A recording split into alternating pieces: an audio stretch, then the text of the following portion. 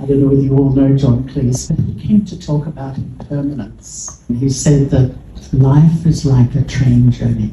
And it's like when we're on a train, you know, the train stops at a station, someone hops off the station, someone hops off, you know, you go to the next station, someone hops on, someone hops off, this keeps happening.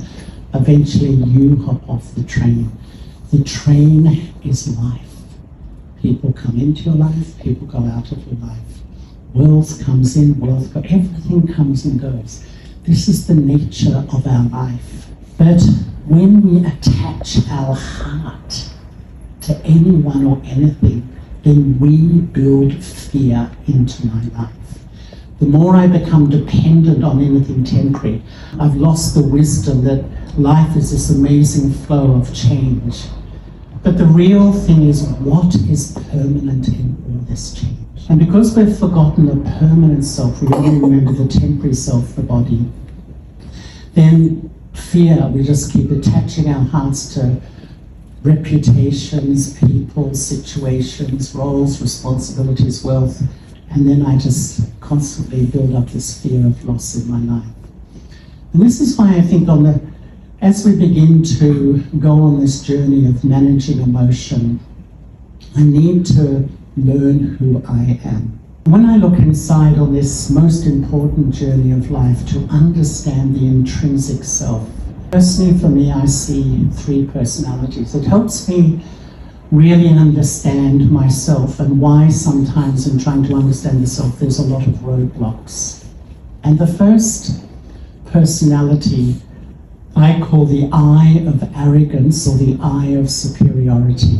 And this personality takes its whole sense of identity from the labels of my body. Who am I? I see myself according to my gender, my nationality, my religion, my profession, all these sorts of things. And when this personality is ruling, when it's sovereign in my inner world, I compare with others.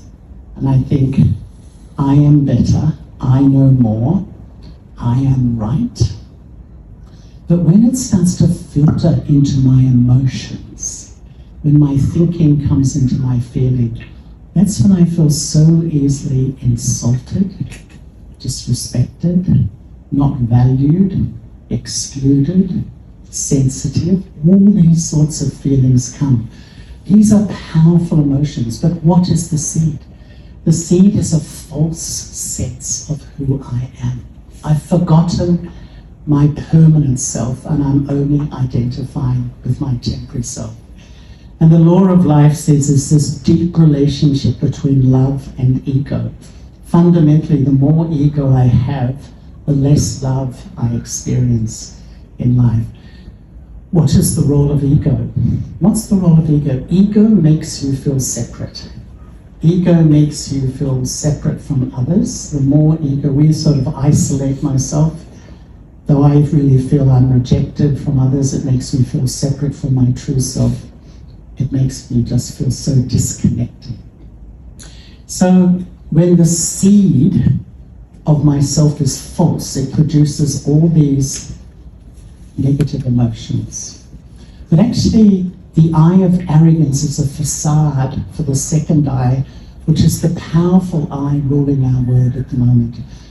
You know, I call it the eye of lack of self-respect, or the eye of inferiority. So hiding behind that confident me, you know, that the face I express out there is often the vulnerable me, the one that's not so sure about who I am and what.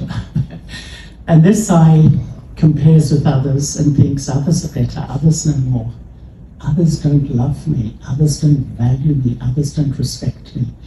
And so when this comes into my feelings, when my lack of self-respect is dominating my emotional world, that's when I feel hopeless, inadequate, unworthy, inferior, and I would say depressed. I would say, from my experience in the world today, there's an epidemic of hopelessness. Epidemic. Behind all the education, the knowledge, the wisdom, the roles, the responsibility, sometimes this sense of loss of who I am is really incredibly powerful. And so when this eye is ruling, the emotions, the feelings of feeling down, feeling hopeless, and then fearful about many things. And so what often happens is that when I'm under the influence of my ego of superiority, I'm up a bit, I think I'm okay. And then in a second, sometimes the other one kicks and I go down. And so I'm just going through this amazing roller coaster, this up and down all over the place. And this is why on this journey, which is a spiritual journey to learning about myself, the third eye is the original I. And this I is the permanent self, the soul or the consciousness.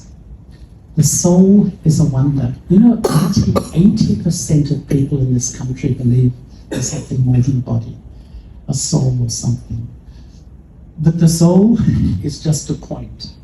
In mathematics, a point exists, but it has no length, breadth, or width. So the soul is so subtle. I enter this body at the movement in the womb of the mother. When there's movement, that's when the soul enters. The soul then sits on the throne of the body. The soul has no gender, has none of the labels, and yet it is born and it adopts all the labels of the body. And so more and more I forget who I am, more and more I get caught up in the cloud of negative emotion, of powerful emotion. The soul is eternal, immortal, non-physical. And actually, as I begin to go on the journey of self-realization to not just know and not just believe, but experience the reality of who I am. My own experiences, it's like coming home to a place internally where you feel so comfortable. You know, you take all the pressure off yourself to impress others, to look good, whatever that may be. And I really find my intrinsic self. The nature of the self is peace. And the aim of meditation actually is not to be peaceful. That's the result. The aim of meditation is to know and experience who I am, that I am this permanent self, the soul that sits here. And the more I experience that, automatically I rebuild this incredible internal state of inner peace and inner calm.